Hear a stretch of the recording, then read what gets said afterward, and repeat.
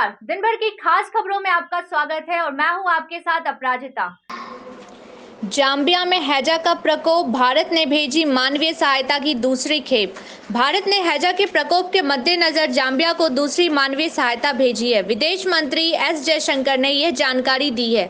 उन्होंने कहा है कि भारत सरकार ने जाम्बिया को जल शुद्धिकरण आपूर्ति, क्लोरीन गोलियां और पाउच सहित करीब 305 टन बजनी सहायता मुहैया कराया है। उन्होंने कहा है कि भारत इस कठिन समय में जाम्बिया के साथ खड़ा है।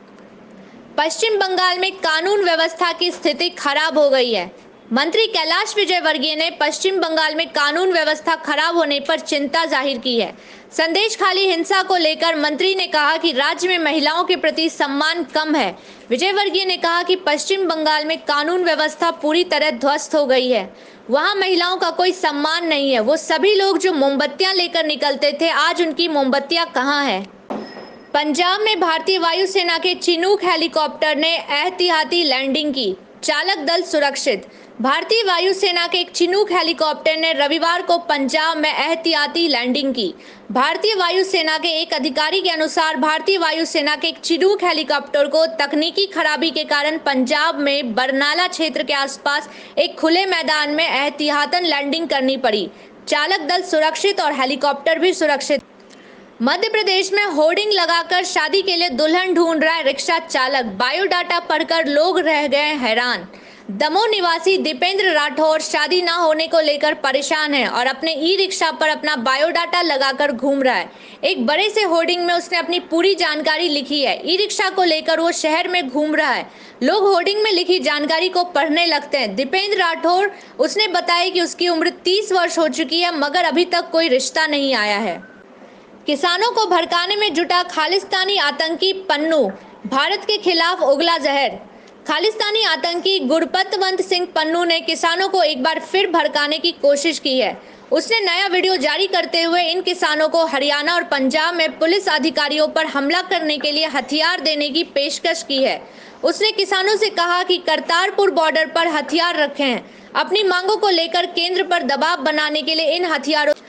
वायुसेना ने वायु शक्ति अभ्यास में राफेल समेत 120 विमानों की क्षमताओं का प्रदर्शन किया। राजस्थान के जैसलमेर में भारत पाकिस्तान सीमा के करीब पोखरण रेंज में शनिवार को भारतीय वायुसेना ने अभ्यास वायु शक्ति 2024 के तहत युद्ध और हमला करने की क्षमताओं का प्रदर्शन किया।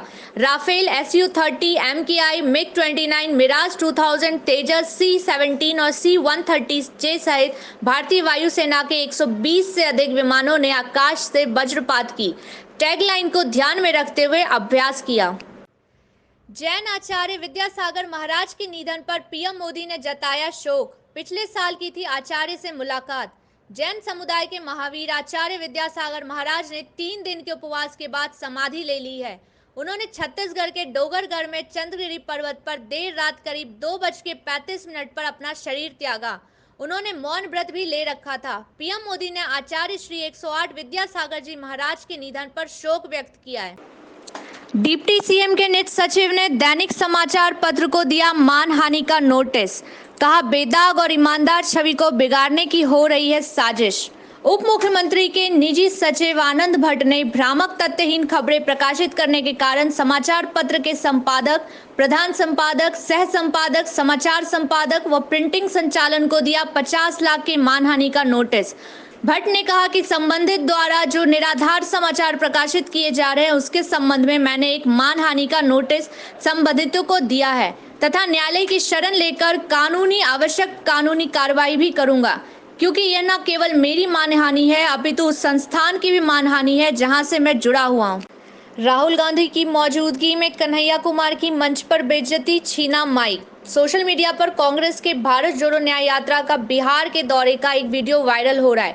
इसमें कन्हैया कुमार के साथ दुर्व्यवहार किया जा रहा है। दरअसल तेजस्वी के मंच पर आने से पहले कन्हैया मंच से लोगों को संबोधित कर रहे थे। उनके भाषण को राहुल गांधी बड़े ध्यान से सुन रहे थे, लेकिन जैसे ही मंच पर तेजस्वी का आगमन हुआ, कन्हैया से माइक छीन लिया गया। इसी तरीके की खास खबरों के लिए बने रहे हमारे साथ, देखते रहे हमारे चैनल वांटेड टाइम्स को। हमारे चैनल को लाइक करें, शेयर करें और सब्सक्राइब करें।